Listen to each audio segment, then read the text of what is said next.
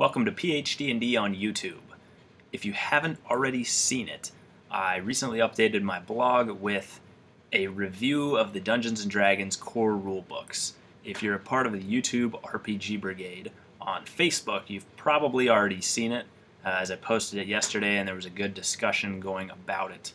But if not, go ahead and check the description below where you will find a link to that blog. But this video, I'm going to go through my thoughts one book at a time and kind of recap the blog, maybe go into a little bit more depth with each one. Now that all the core rulebooks are out, I thought it only appropriate to give my 2 cents on them. I know there's been a lot of that lately, but it never hurts to hear more opinions on the matter, and I've really enjoyed the response to the blog post and hearing everyone else's opinions. So let's get started. First and foremost, not necessarily a core rulebook, but the Dungeons & Dragons starter set. Just about took myself out there. The starter set was the box set that came out in July, and this was about 20 bucks. It was cheaper on Amazon actually, but you can kind of see the back there. This came with a set of dice.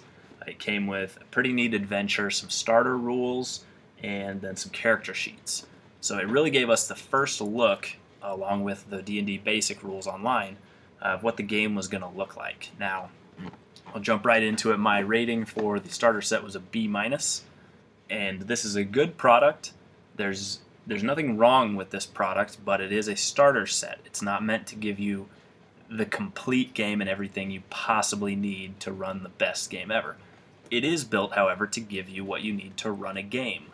And so if all you have is 20 bucks and you want to get started with D&D and you want a product, because some people don't just want the free online thing, they want something in their hand, they want an adventure, they want something.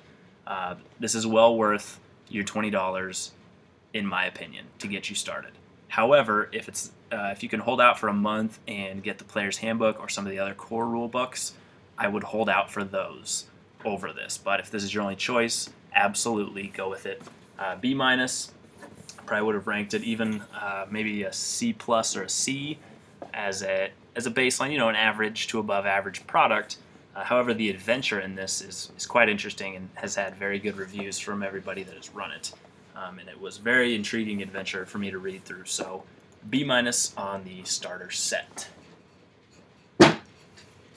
Next up, I believe sometime in August, we got the Player's Handbook. Check the blog for the exact date.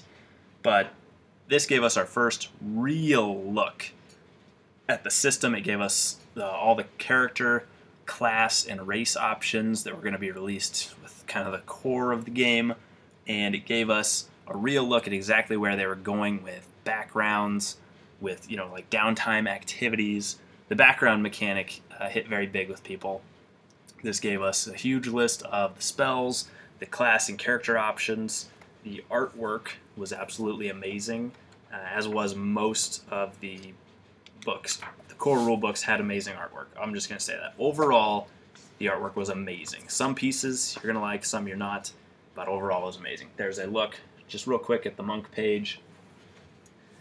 But this book showed us that the classes were going to be very simple, but they were going to have a lot of depth and a lot of detail, a lot of options that you could use within that simple rule set. So I gave this overall an A- for a product. If you have the money to spare for this, $50 retail, I think somewhere in the 30s on Amazon, probably cheaper for a used copy. If you can spring to get this as your first product, go for this. Jump right over that starter set and go to this. A-, PhD&D rating on the Player's Handbook. A very, very good book. Then sometime in September, near the end, we got the Dungeons & Dragons Monster Manual. This is my favorite piece of cover art from all of the core rulebooks. I think that is just awesome. The guys running from and fighting the giant, disgusting beholder. This was my favorite piece of cover art. This book gave us the first look and gave DMs their first real tool at putting together interesting encounters with all the monster options. Now, this gave us, I don't even know how many monsters. There's 3 columns of monsters in the table of contents. but the way that they were laid out, the simplicity, but the detail, again, just like the player's handbook, simple stat blocks for these monsters, but quite a bit of lore with each one. And we got things such as regional effects or lair effects, lair actions. Here's a quick look at the Ancient Red Dragon. Those things hit it big. This was reviewed and called the World Builder's Monster Manual, and I think it was, in all honesty. I had problems with just a few monsters in here, and I voiced that.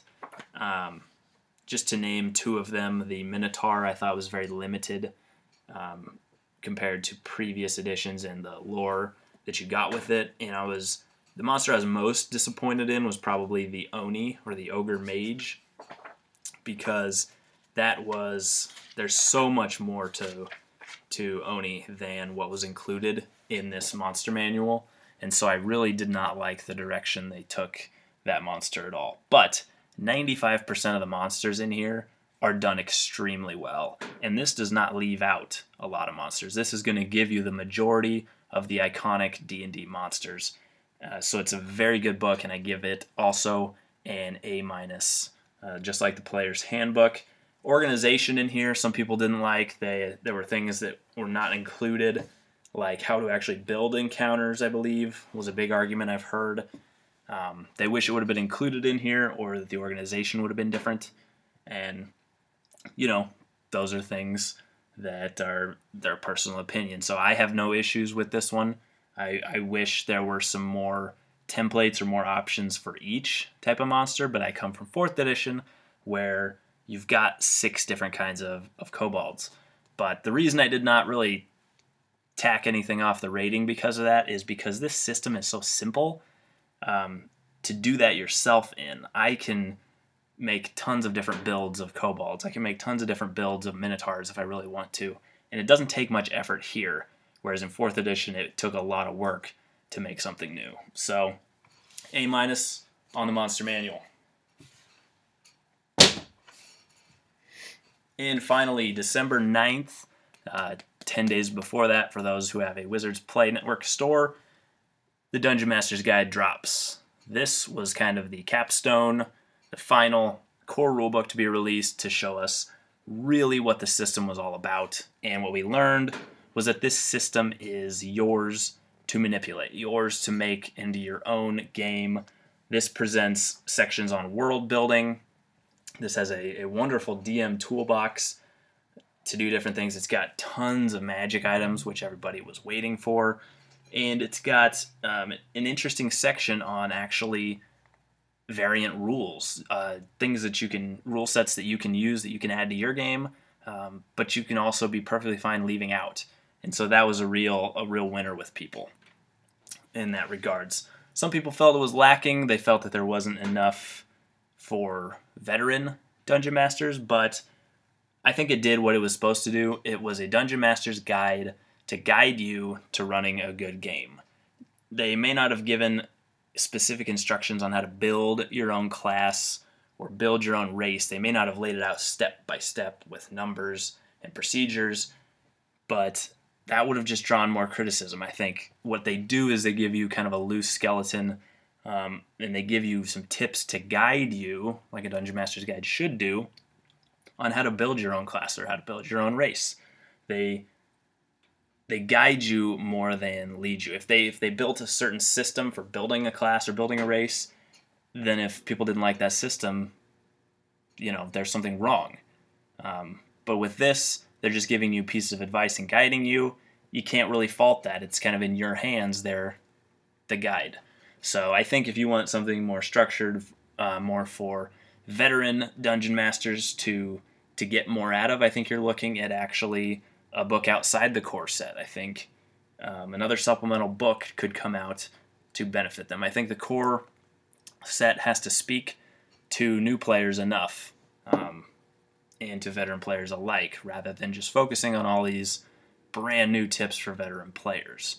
So I give this an overall score of an A. I thought it was amazing. I'm still reading through it, but this, next to perfection in my opinion.